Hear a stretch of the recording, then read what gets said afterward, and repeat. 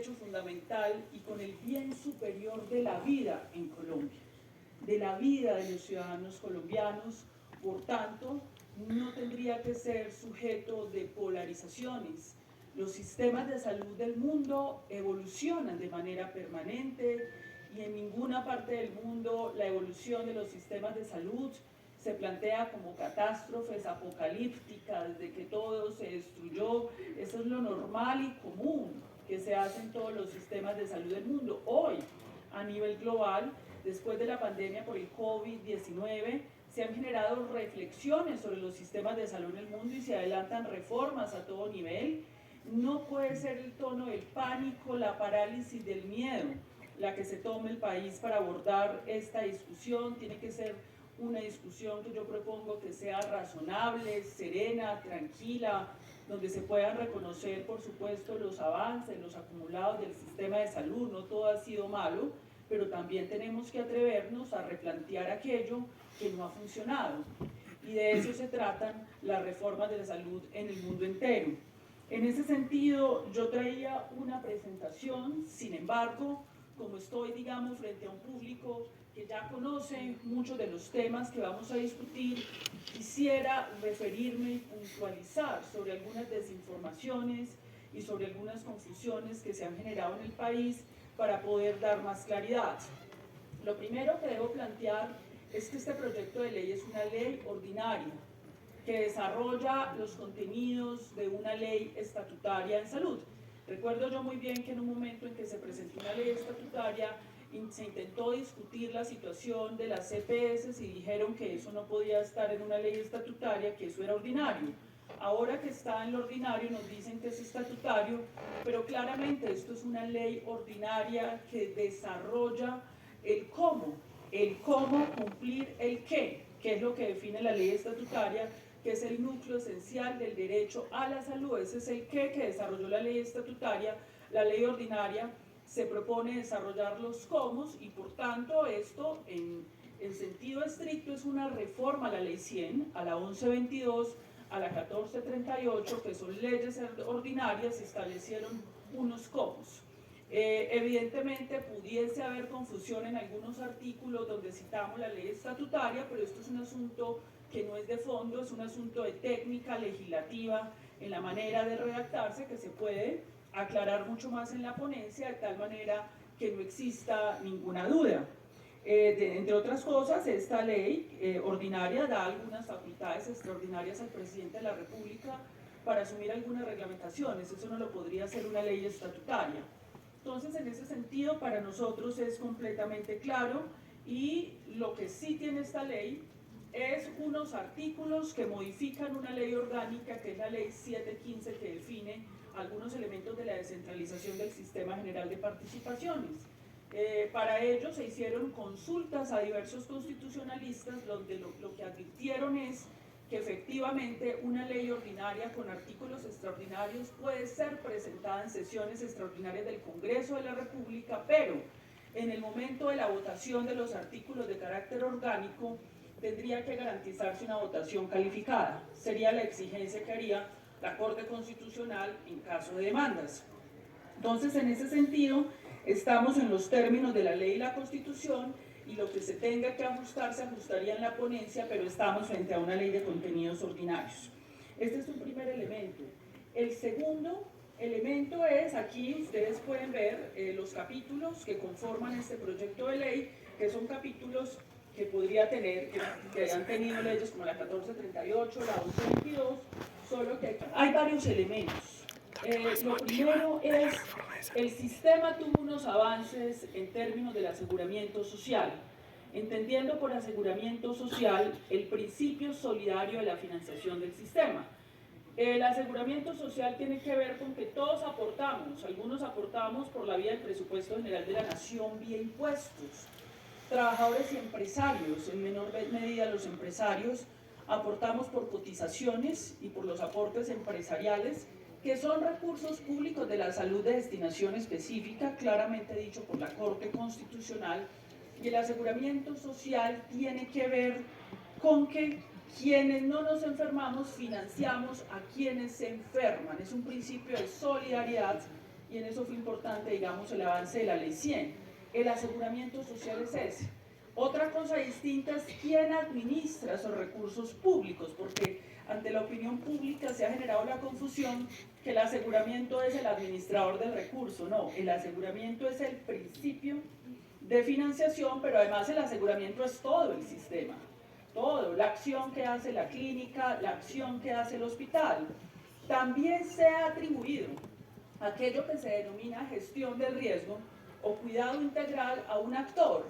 Entonces un EPS dice es que yo atiendo 1 millón de pacientes al año, pero resulta que no es la EPS lo que los atienden las clínicas y los hospitales. En ese sentido, ha habido un juego de lenguaje en Colombia donde el colombiano del común no distingue entre EPS. Las EPS no atienden pacientes. Las EPS hacen un trabajo, usted no lo atienden en un EPS. Usted lo atienden en un centro de atención primaria, porque efectivamente cuando usted va a pedir una cita, no pide la cita directamente con un especialista. Usted tiene que ir a un médico general que lo atiende en un centro primario donde hay un odontólogo, una jefe de enfermería, en algunos sitios tienen unos exámenes de laboratorio y de allá usted lo remiten. Usted lo atienden ahí, no en un EPS. Entonces, en ese sentido ha habido una confusión por este tema de las siglas, de que la EPS es la que hace todo. Y cuando le preguntan a un ciudadano en una encuesta, ¿usted está de acuerdo con que se eliminen las EPS? El ciudadano cree que si se elimina el EPS, se elimina el centro de atención, la clínica y hospital, porque ha habido esa confusión. Entonces, en ese sentido, es necesario separar ese tema. Quienes hacen los procedimientos, las atenciones, son las clínicas y los hospitales. Yo tuve recientemente una reunión con varios presidentes de las EPS y yo les decía, preséntenme en qué es eso que ustedes denominan la gestión integral del riesgo en salud. Y ellos me decían, la gestión integral del riesgo es, atendimos tantos pacientes diabéticos, tenemos el programa de diabetes, tenemos el programa de salud mental, tenemos el programa de crónicos. Cuando le pregunto a la clínica también tiene el programa de crónicos, tiene el programa, entonces la pregunta es quién realmente es el que hace la gestión del riesgo. Porque si el sistema de salud paga 2 veces a 2 actores por hacer lo mismo, alguien sobra. Y claramente, quienes atienden el diabético es la clínica, el hospital. Quien hace el programa en la clínica, el hospital. La EPS lo que hace es tomar esos datos, cuantificarlos y presentarlos. Pero para eso no se necesita pagar 6.6 billones de pesos.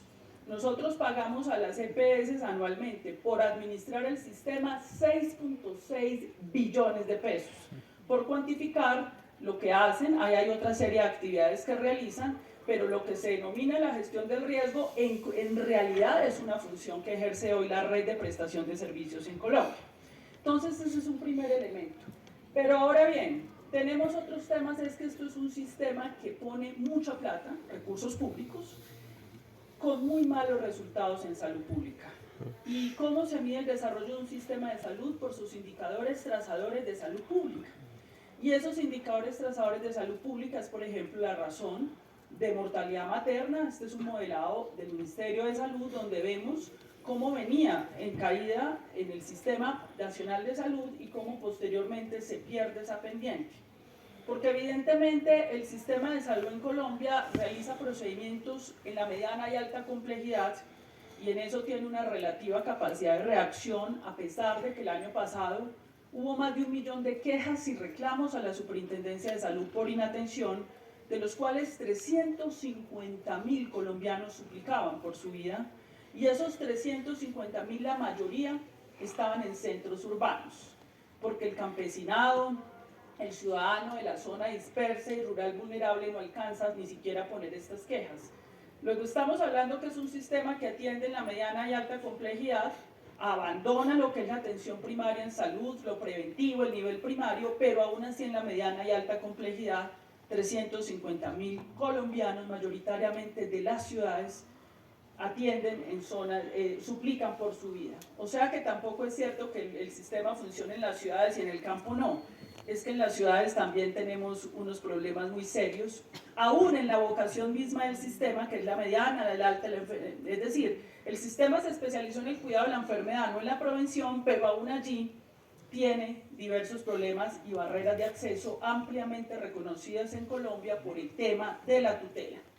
En ese sentido, digamos, lo de la mortalidad materna, que es evitable por acciones elementales de un sistema de salud. Evitar la mortalidad materna tiene que ver con tomar una presión arterial, con medir una barriguita a una mujer, con hacerle unos exámenes elementales de sangre, de orina. Es muy elemental, eso se perdió en Colombia. Y tenemos, por supuesto, unas mortalidades maternas infantiles superiores en la zona dispersa y rural, y en las grandes ciudades también podríamos ver las inequidades del sistema, pero aparte de eso, el sistema de salud no va a resolver el problema de la inequidad, pero el problema es que el sistema de salud en Colombia se volvió un instrumento de la inequidad. Y esto lo vemos claramente, siguiente, en estos mapas, de servicios trazadores. Estoy hablando de servicios básicos, yo no estoy hablando aquí de salas de UCI ni de diálisis renal. Lo básico que debe tener un ser humano para nacer, un bebé para nacer en Colombia: servicios de urgencias, servicios de consulta de medicina general y servicios de parto del país. Esto es elemental. Y miren cómo en el mapa de calor se concentran las grandes ciudades. Se concentra en Antioquia, pero en Antioquia estos servicios están en Medellín. Se concentra en Bogotá, pero estos servicios están en el norte de Bogotá. Hay una Colombia de 633 municipios donde no hay un puesto de salud, de 300 donde no hay una sala de partos. Y en Cundinamarca tú puedes recorrer 50 municipios sin que haya un servicio de urgencias. Es decir, hay una Colombia en el siglo XIX. Porque que no se tenga una sala de parto, un servicio de urgencias y una consulta de medicina general, hay una Colombia que no está en el siglo XXI, y este sistema tenía los recursos suficientes para que eso no pasara. Y eso nos ha costado la vida de bebés, de mamás, nos ha costado la vida. Y eso es inaceptable. Uno no puede andar pregonando en el que este es el mejor sistema de salud en el mundo. Me parece que eso es falta de empatía con los 350.000 ciudadanos suplicantes. Es falta de empatía con esa mamá, con ese bebé, con esos niños y niñas con problemas de desnutrición en un sistema que maneja más del 6% del PIB en recursos de la salud. En ese sentido yo llamo a la empatía. Yo llamo a la empatía y a la objetividad. Esto no es un problema ideológico. Estos son vidas que pudieron salvarse. Son muertes que pudieron evitarse. Eso no es un problema ideológico. Entonces, en ese sentido, la propia Corte Constitucional colombiana, en la sentencia T760, último auto compartido con el Ministerio de Salud, frente a acceso a servicios de salud, la Corte dice el cumplimiento es bajo. Es más, la Corte dice que si se han adoptado medidas para cobertura universal, dice la Corte, hay incumplimiento general. ¿Será que la Corte Constitucional es ideológica? ¿Será que la Corte Constitucional no conoce a Colombia? La pregonada cobertura universal es desmentida por la Corte Constitucional, quien hace el seguimiento a través de la tutela y la sentencia T760 al sistema de salud desde el año 2008, que es el seguimiento al máximo tribunal de derechos humanos en Colombia. Pero ahora miremos esto tampoco es un problema ideológico, esto es un problema concreto que el gobierno tiene. Empezaron 150 EPS, la ley 100 definió que iba a delegar la administración de los recursos públicos a particulares. 150 EPS iniciaron, vamos en 28, y de 28 solo cumplen 8. Entonces el Estado colombiano demostró, a través del ejercicio de inspección, vigilancia y control, que estas EPS no cumplen con los indicadores mínimos de carácter financiero, de prestación de servicios y jurídico. No cumplen. Deberían estar liquidadas estas EPS hace mucho. Y no se han liquidado. No se han liquidado, ¿por qué? Porque cuando yo tengo 1.700.000 ciudadanos de sabia salud, de ingresos más bajos de la población, tienen más posibilidades de enfermarse. Entonces aquellas que denominan las buenas EPS dicen no lo recibo. No reciben hoy 7 millones de ciudadanos que están en esas EPS porque pertenecen a las capas más vulnerables y desfavorecidas. Y porque mi EPS solo funciona si tiene integración vertical, si vendo prepagada, si estoy en las grandes ciudades y si la población es sana, o si no, no funciona. Un Estado de derecho puede permitir que un sistema discrimine a más de 15 millones de ciudadanos por sus condiciones de acceso. Eso lo puede permitir un Estado de derecho. si el sistema no funciona para esos 17, ni siquiera en la afiliación y en la cobertura, pero tienes 350.000 afiliados que están suplicando por su vida, ¿eso no requiere ya reformarse? Ya no hay que reconocer entonces que el diseño institucional no es ese. Yo no puedo decirle a este país que 11 millones de colombianos que el otro año ya siguen en EPS inviables son inviables frente a la vida. Esta sociedad no puede aceptar eso. Y este gobierno no va a aceptar eso. Y que entonces la eficacia, la inspección, vigilancia y control es una mentira, porque el Estado demostró en la inspección, vigilancia y control que no sirve, entonces no pasa nada. No pasa nada. Sigamos así y miremos a ver cómo, sigamos igual o sigamos haciendo lo que siempre se ha hecho. Se liquida un EPS, se trasladan a otra, vuelvo y liquido y vuelvo y traslado y me la paso así el resto de la vida, pues porque estoy en el mejor sistema de salud del mundo y porque es un modelo ejemplar. ¿Eso es aceptable? ¿Eso es ético? Cuando estamos hablando de la vida de millones de colombianos, eso es. Pero además nos dicen es que lo que ustedes proponen con el presidente Petro es la corrupción. Ustedes, porque nosotros estamos proponiendo la administración pública de los recursos públicos para que estos lleguen directamente al pago de las clínicas y hospitales. Y nos dicen eso es la corrupción. Es mejor dicho, estamos en la transparencia y vamos a pasar a la corrupción, es lo que nos quieren hacer creer.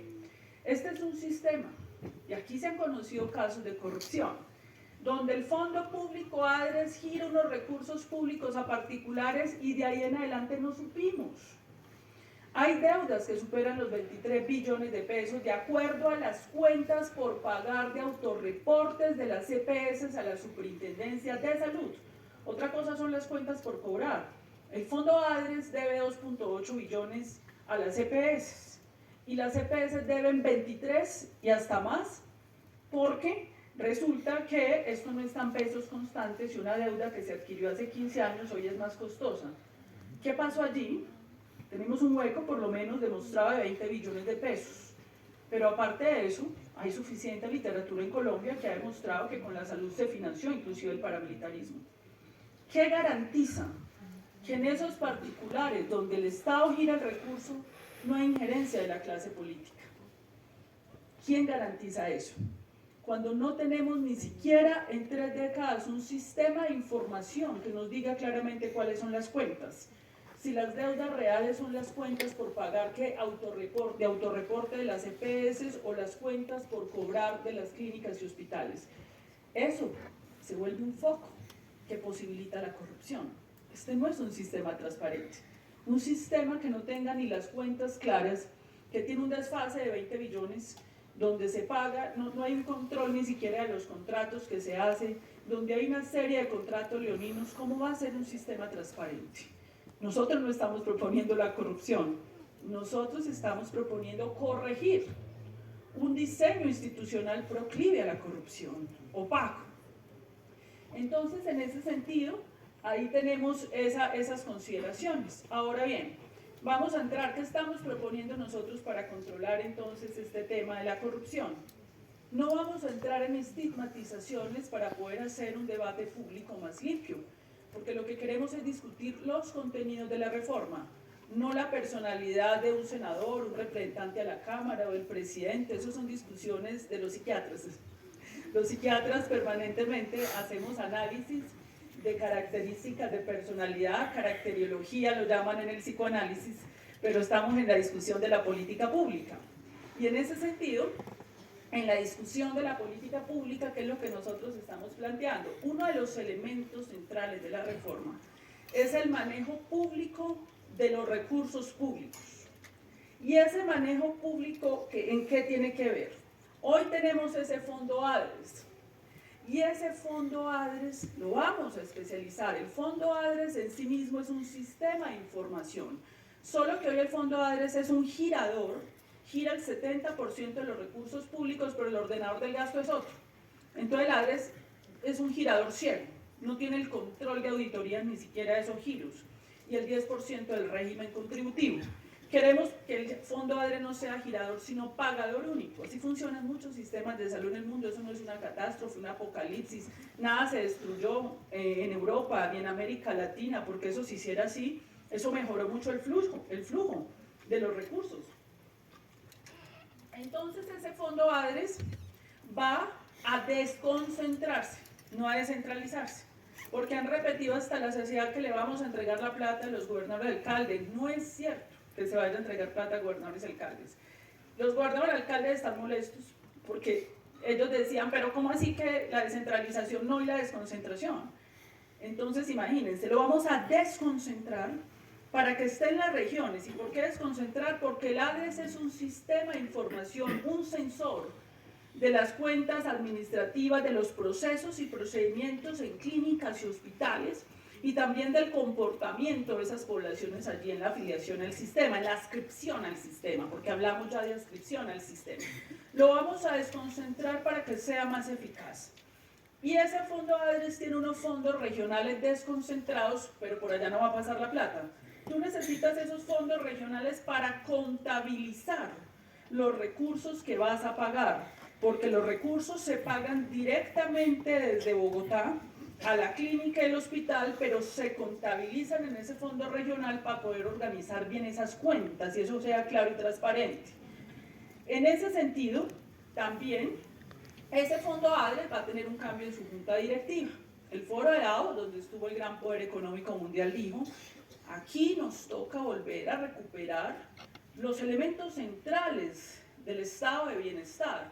Yo estoy hablando aquí de capitalismo. Esto no es nada distinto a lo que se hizo ya en el mundo. Ese principio solidario del Estado, el empresariado y los trabajadores, que es el pivote, la institución central de los estados de bienestar. Nosotros recogimos eso. Este fondo ADRES tendrá una junta directiva conformada por el gobierno, por los empresarios y los trabajadores. Los que hacen la crítica dicen que le van a entregar la plata a los gobernadores. ¿Y por qué no dicen que a los empresarios? Ellos también van a estar ahí representados. Y el gobierno local tiene un voto de 9. Y por corpes. Es decir, un gobernador que vaya a influir ahí tiene que influir sobre el gobierno nacional, sobre el empresariado, sobre la clase trabajadora. Es muy difícil. Ahí hay un sistema de pesos y contrapesos muy fuertes. ¿Cuál es el sistema? ¿Alguno de ustedes sabe quién es la junta directiva de algún EPS? Manejan billones de pesos de los colombianos. ¿Alguien sabe quién es esa junta directiva? ¿Quién la eligió? ¿A quién pagó? ¿Por qué pagó? Eso no lo sabemos hoy en Colombia. Y manejan recursos públicos de los colombianos para el cuidado de la vida. Esto es más transparente, porque ahí tú vas a tener un funcionario de ese ADRES desconcentrado que tiene que dar la cara, que es responsable penal y fiscalmente por lo que haga. Hoy no, hoy el Congreso de la República llama a un ministro a preguntarle por la plata, el ministro le dice: no, yo pagué, y de ahí en adelante no se supo. ¿Por qué? No son sujetos, estos particulares no son sujetos de control político. Sí lo son de control fiscal, disciplinario, pero pues no hay control de esos recursos. Eso es supremamente opaco. Nosotros no somos los que estamos proponiendo la corrupción. Estamos proponiendo cómo se corrige, con un diseño institucional de pesos y contrapesos, un diseño institucional proclive a la corrupción en Colombia. En ese sentido, ese fondo ADRES desconcentrado en sí mismo es un sistema de información que nos permite a todos los colombianos ver los giros de los recursos y las transacciones financieras y administrativas que se hacen allí. Pero esto va acompañado de una regulación tarifaria. Hoy no existe eso en Colombia. Los colombianos entregamos una plata a unos particulares, yo tengo una clínica, me pago a mí mismo lo que me quiera pagar, imagínense eso. No hay regulación tarifaria, yo me contrato a mí mismo, me pago a mí mismo lo que quiero pagar. Entonces eso es insostenible, el sistema de salud. Eso es insostenible. Aquí va a haber una regulación tarifaria, obviamente con incentivos no perversos. El que tenga el mejor servicio puede tener incentivos no perversos en esa evaluación de costos de los servicios de salud, una regulación tarifaria nacional que permita un pago que sea justo, que podamos sustentar, y eso es otro elemento de transparencia. Pero además van a haber unas auditorías médicas, pero como en este sistema de salud desaparece la autorización, que la autorización es el mecanismo de barrera de acceso que generaban las EPS, necesitamos organizar unos comités de autorregulación de los médicos y profesionales de la salud que además tendrán auditorías externas, regulación tarifaria, y tienen que ser muy estrictos estos mecanismos para la pertinencia, porque el médico aquí va a tener mucho poder, porque es que no tiene sentido que yo tome una decisión médica y haya un intermediario diciendo que no. Ahí hemos perdido muchas vidas. Yo se lo decía a mis colegas, me reuní con varios especialistas y les decía, ¿quién más que nosotros para saber las vidas que hemos perdido en Colombia? Porque se demora la autorización de un procedimiento oncológico que llega apenas en 4 meses cuando el cáncer ya avanzó. No quiere decir que no vaya a haber control y autocontrol del gasto médico, pero el control es ex post, no es previo. No puede ser ese control una barrera de acceso. Como decía mi maestro José Félix Patiño, los médicos tomamos permanentemente decisiones clínicas, porque esto es un ejercicio científico, pero también intuitivo. No tenemos todas las variables.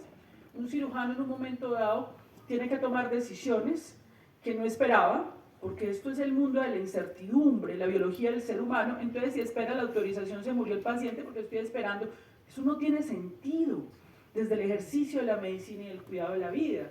Pero tampoco somos ingenuos y sabemos, y aquí hago un llamado para que en eso nos ayude las facultades de medicina, tenemos que ser muy rigurosos y drásticos con los procesos de autorregulación, porque efectivamente el médico tendrá un poder muy grande sobre el gasto público en salud.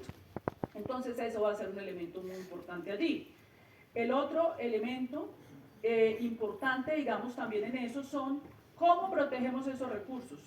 El Consejo Nacional de Salud, el Consejo Departamental y Municipal de Salud, y ese Consejo Nacional de Salud, Departamental y Municipal de Salud es con la participación de las organizaciones. Eso fue una idea de la Ley 100. Nosotros construimos sobre lo construido.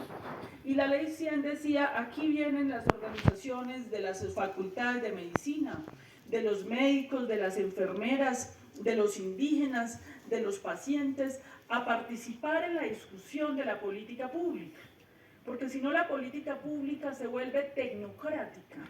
Y una tecnocracia bogotana, de la cual yo hago parte en este momento, y no quiero estigmatizarla, la labor tecnocrática es muy importante, pero una tecnocracia decidiendo los problemas del Chocó, del Cauca, donde la propia sociedad dice cuáles son sus prioridades. Pero además de ser un mecanismo, esto es un sistema que tiene que ser legítimo, y para que sea legítimo, la propia sociedad debe rodearlo, porque además ese es el principal control anticorrupción, cuando la sociedad misma está allí cuidando estos recursos, llamando al del director del ADRE, venga aquí, ¿qué pasó? Veo que como que hay unos giros aquí excesivos con una clínica. La propia sociedad establece un mecanismo de control social anticorrupción, pero la propia sociedad orienta cuáles deben ser las prioridades en el Chocó. No, tú no vas a resolver el problema de mortalidad materna en el Chocó y las parteras. Eso es definitivo, porque es un problema intercultural. Pero el problema de la interculturalidad no es solamente el problema de los indígenas, el problema intercultural es el problema de cualquier ser humano. Yo tenía un consultorio, pues ya esa consulta mía está más embolatada, bueno, tenía un consultorio de psiquiatría en Chapinero. Y yo permanentemente tenía que transar con mis pacientes su mirada intercultural, con las medicinas alternativas, el yoga. Algunos van hasta se leen la carta astral a ver si el marido, si se va a resolver el problema con el marido, mientras que yo hago mi terapia. La interculturalidad no es un tema de cualquier ser humano. El sistema de creencias no es solamente en el Chocó, es en el norte de Bogotá también. Y los médicos permanentemente estamos lidiando y trabajando con la subjetividad del otro, porque esto es una ciencia social humana.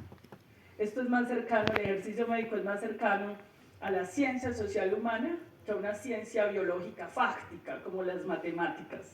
Entonces, en ese sentido, ese es un elemento importante que tenemos con esos consejos nacionales que son control anticorrupción, pero pertinencia de la política pública de salud, apropiación de la sociedad de su sistema, de las comunidades y de los territorios.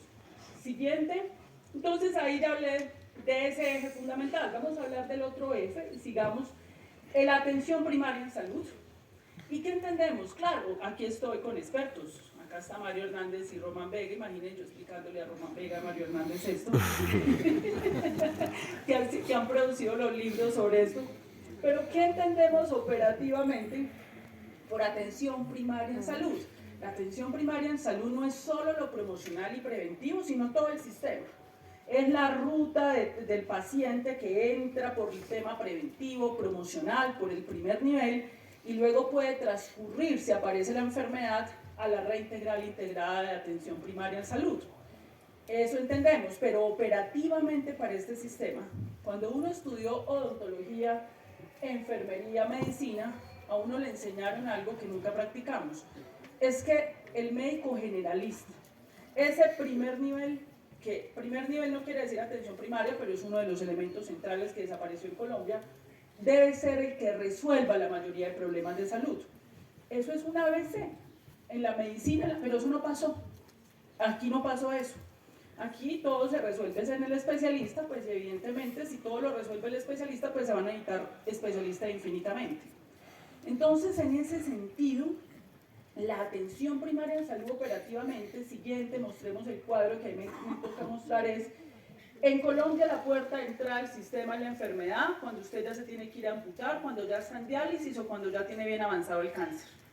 Eso es insostenible desde el punto de vista de la vida, pero también desde el punto de vista financiero.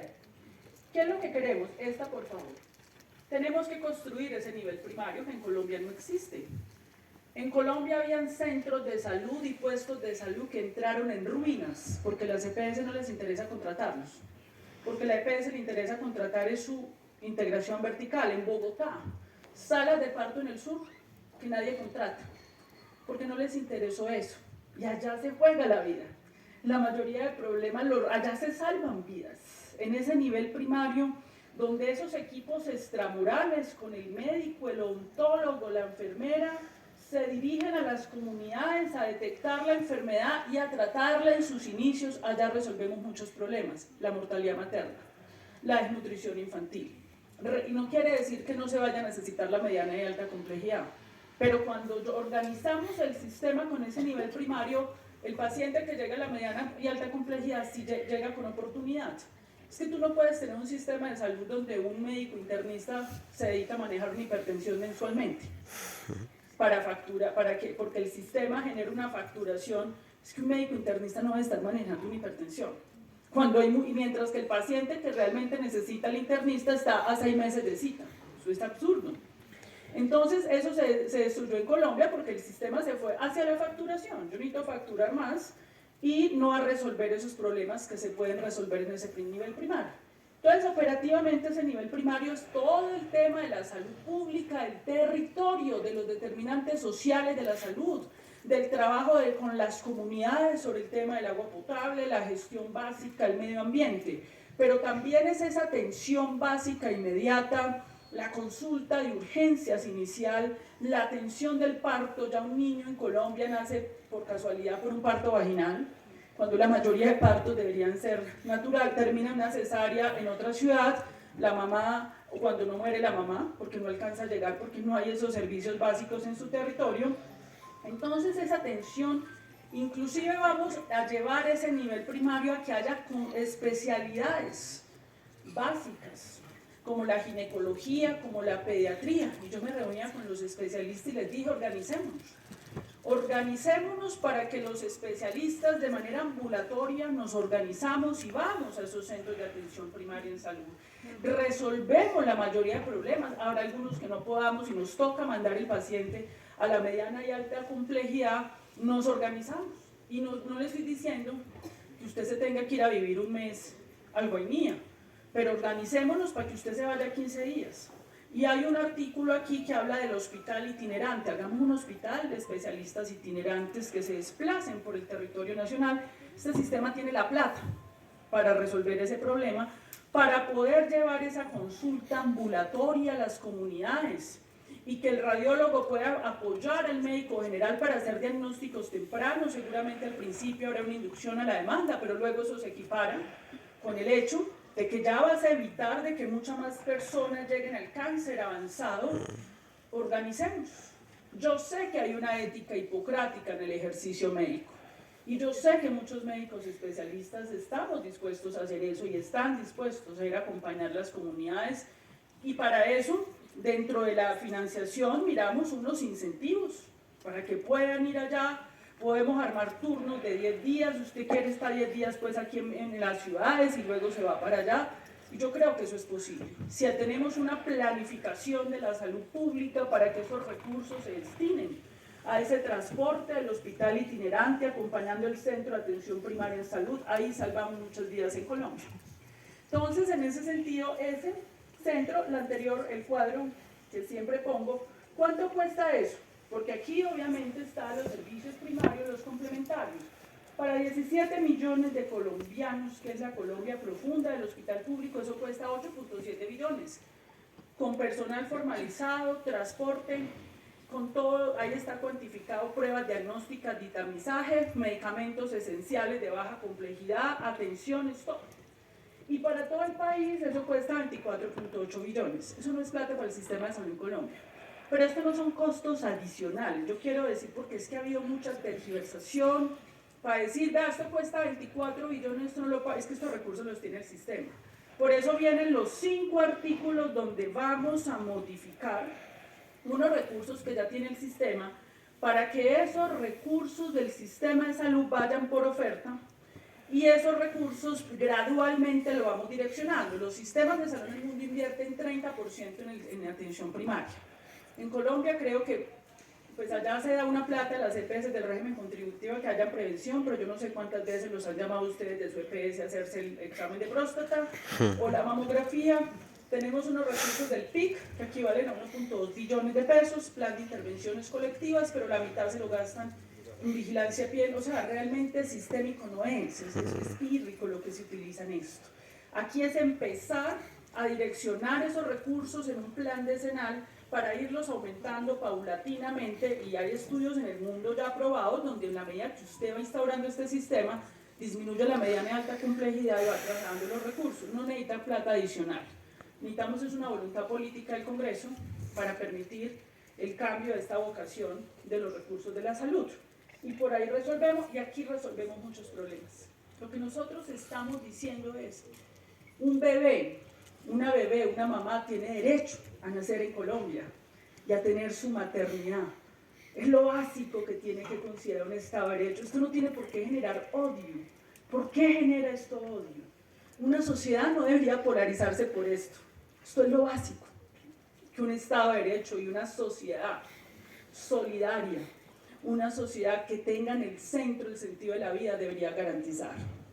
Entonces, en ese sentido, sigamos. Y ya un tercer elemento, ya para ir cerrando, pues este proyecto de ley tiene muchas discusiones, pero es ya la última diapositiva donde vamos a hablar de que vamos a tener un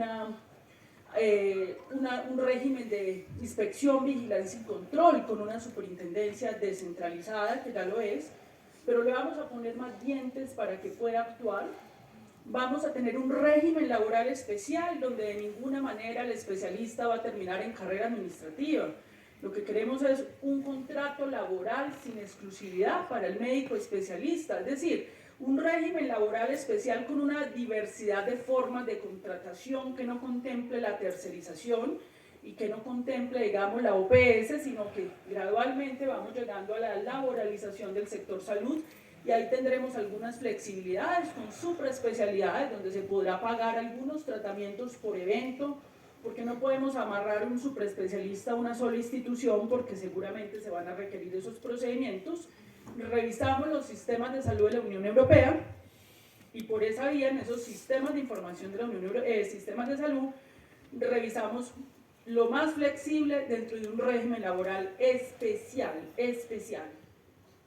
Más, también tenemos política nacional de ciencia, tecnología, innovación, la participación ciudadana y social, y un capítulo que ayudaron a nutrir mucho el Consejo de Gobierno, un aporte importantísimo de diversos ministros allí, de transición y evolución, porque un sistema tú no lo cambias de un día para otro, tiene que haber una transición, una gradualidad que te permita que no se paralice en ningún momento la prestación de servicios. El ciudadano no tiene por qué sentir este cambio. El ciudadano va a continuar en todos los niveles con su atención mientras se va realizando el proceso de reorganización del sistema de salud. Esto es básicamente lo que tenía para presentarles y bueno, muchísimas gracias por la escucha.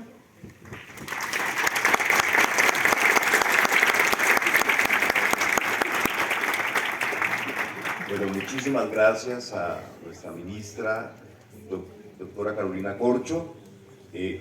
Hay en este momento circulando unos papeles aquí para que ustedes puedan formular sus preguntas.